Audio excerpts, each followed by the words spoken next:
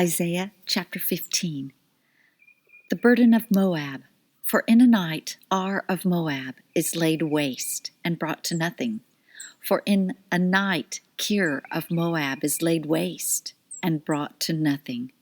They have gone up to Baith and to Dibon, to the high places to weep.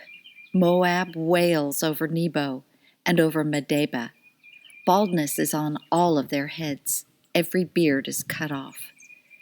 In their streets they clothe themselves in sackcloth. In their streets and on their housetops everyone wails, weeping abundantly. Heshbon cries out with Elelah. Their voice is heard even to Jahaz. Therefore the armed men of Moab cry aloud. Their souls tremble within them. My heart cries out for Moab.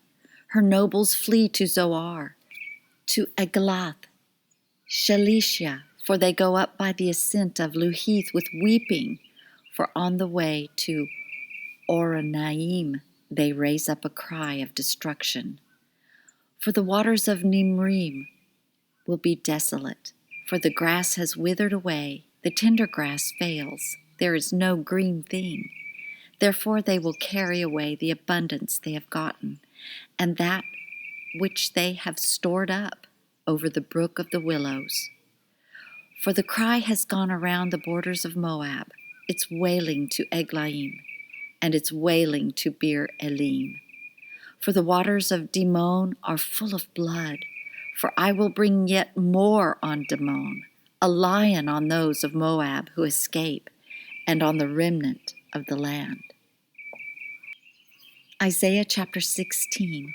Send the lambs for the ruler of the land from Selah to the wilderness, to the mountain of the daughter of Zion. For it will be that as wandering birds, as a scattered nest, so will the daughters of Moab be at the fords of the Arnon. Give counsel, execute justice, make your shade like the night in the middle of the noonday.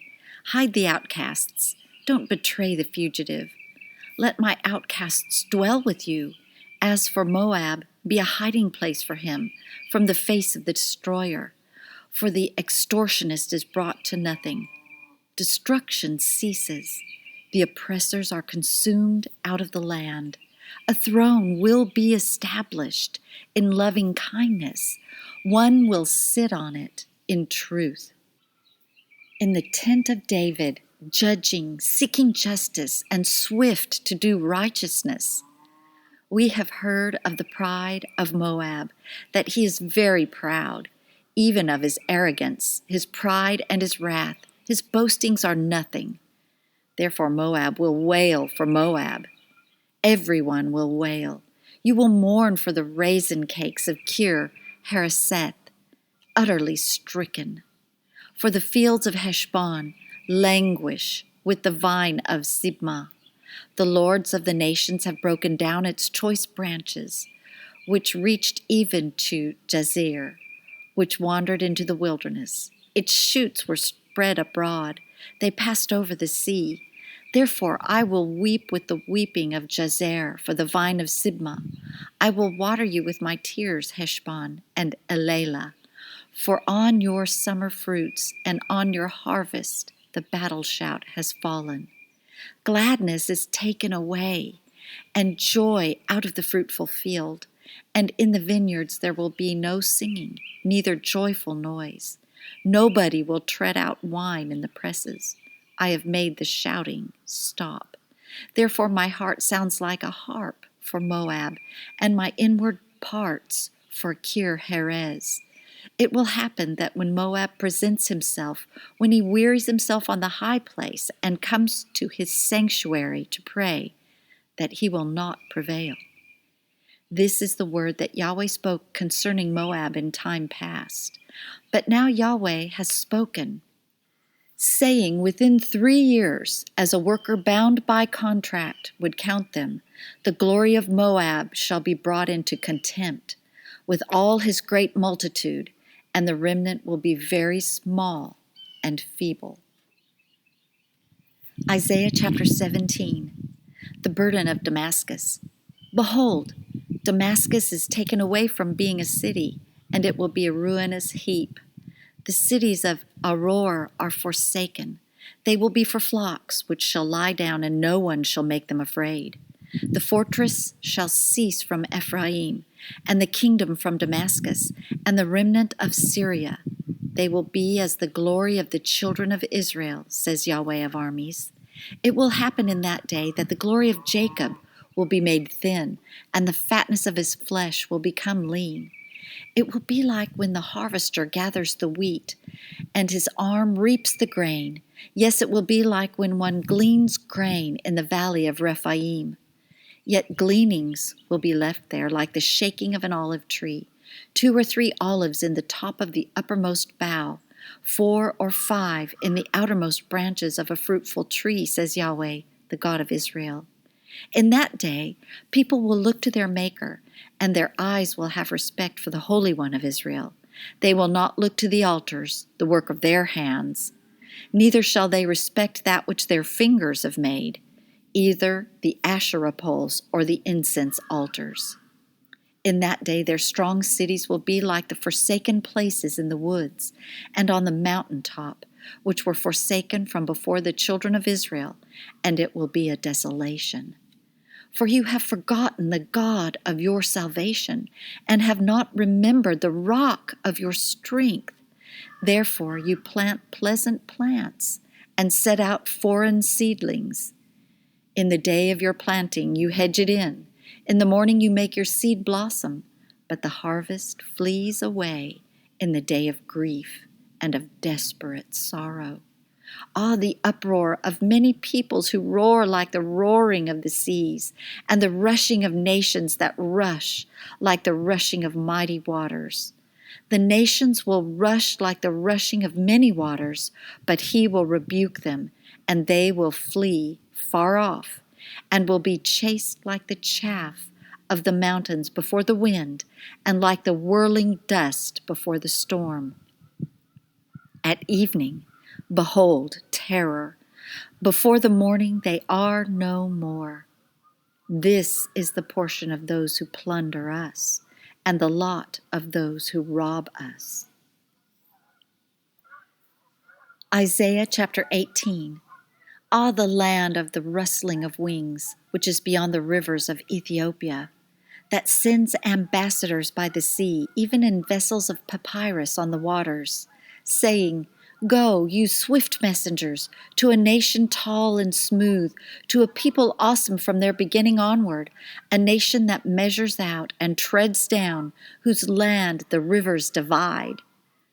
All you inhabitants of the world and you dwellers on the earth, when a banner is lifted up on the mountains, look. When the trumpet is blown, listen. For Yahweh said to me, I will be still, and I will see in my dwelling place like clear heat in sunshine, like a cloud of dew in the heat of harvest. For before the harvest, when the blossom is over, and the flower becomes a ripening grape, he will cut off the sprigs with pruning hooks, and he will cut down and take away the spreading branches. They will be left together for the ravenous birds of the mountains and for the animals of the earth. The ravenous birds will eat them in the summer, and all the animals of the earth will eat them in the winter. In that time, a present will be brought to Yahweh of armies from a people tall and smooth, even from a people awesome from their beginning onward, a nation that measures out and treads down, whose land the rivers divide, to the place of the name of Yahweh of armies, Mount Zion. Isaiah chapter 19. The burden of Egypt.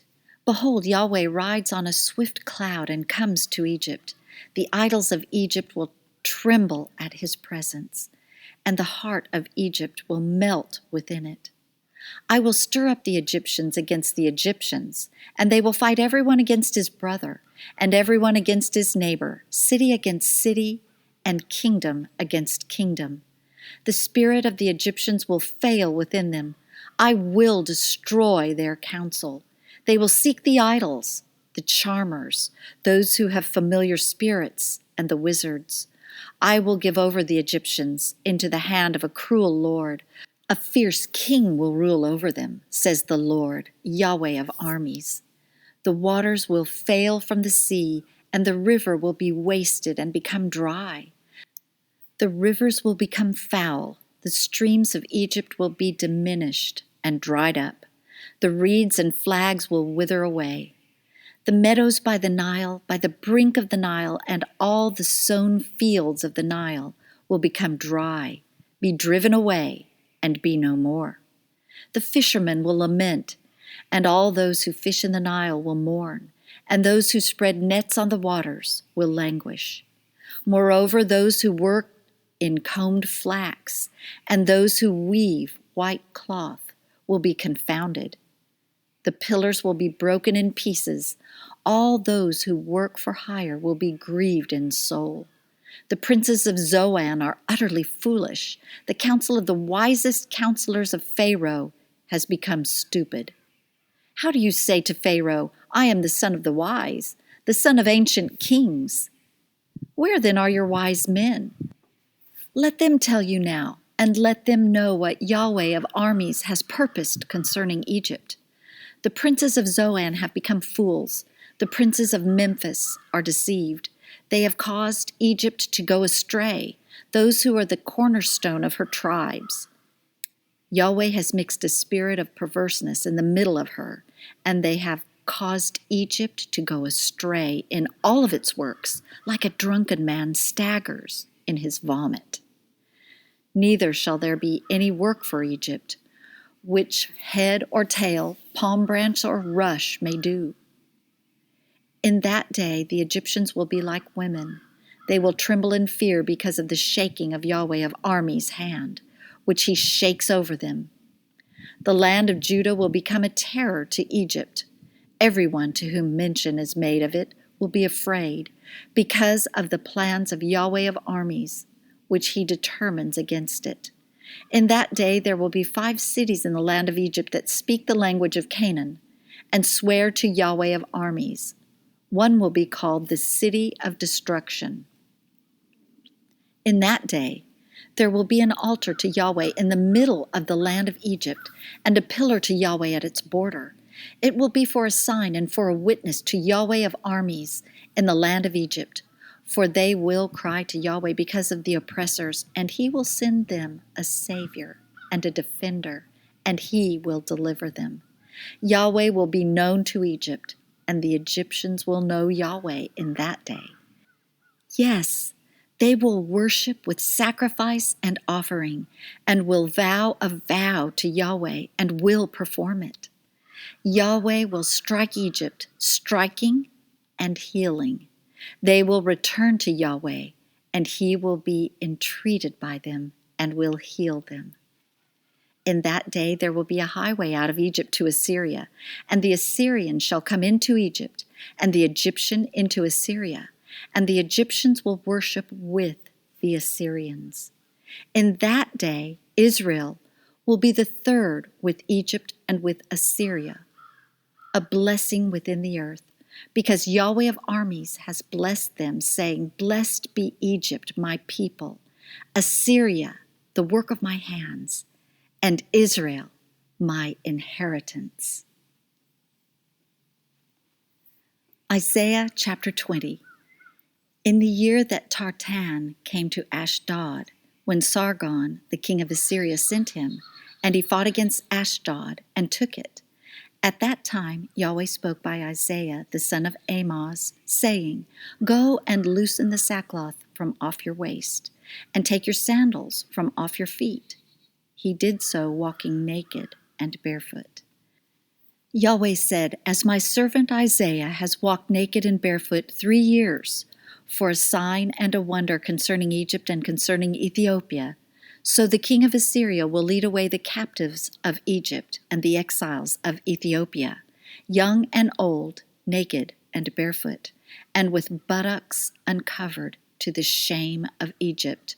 They will be dismayed and confounded because of Ethiopia, their expectation, and of Egypt, their glory. The inhabitants of this coastland will say in that day, Behold, this is our expectation, where we fled for help and to be delivered from the king of Assyria. And we, how will we escape? Isaiah chapter 21. The burden of the wilderness of the sea. As whirlwinds in the south sweep through, it comes from the wilderness, from an awesome land. A grievous vision is declared to me. The treacherous man deals treacherously, and the destroyer destroys. Go up, Elam. Attack. I have stopped all of Media's sighing. Therefore my thighs are filled with anguish. Pains have seized me like the pains of a woman in labor. I am in so much pain that I can't hear. I am so dismayed that I can't see. My heart flutters. Horror has frightened me. The twilight that I desired has been turned into trembling for me. They prepare the table. They set the watch. They eat. They drink. Rise up, you princes. Oil the shield. For the Lord said to me, Go, set a watchman. Let him declare what he sees. When he sees a troop, horsemen in pairs, a troop of donkeys, a troop of camels, he shall listen diligently with great attentiveness. He cried like a lion, Lord, I stand continually on the watchtower in the daytime, and every night I stay at my post. Behold, here comes a troop of men, horsemen in pairs. He answered, Fallen, fallen is Babylon, and all the engraved images of her gods are broken to the ground. You are my threshing and the grain of my floor. That which I have heard from Yahweh of armies, the God of Israel, I have declared to you. The burden of Duma. One calls to me out of Seir, Watchman, what of the night? Watchman, what of the night? The watchman said, The morning comes, and also the night. If you will inquire, inquire. Come back again. The burden on Arabia. You will lodge in the thickets in Arabia, you caravans of Dedanites. They brought water to him who was thirsty. The inhabitants of the land of Tema met the fugitives with their bread. For they fled away from the swords, from the drawn sword, from the bent bow, and from the heat of battle. For the Lord said to me, Within a year, as a worker bound by contract would count it, all the glory of Kedar will fall, and the residue of the number of the archers, the mighty men of the children of Kedar, will be few. For Yahweh, the God of Israel, has spoken it.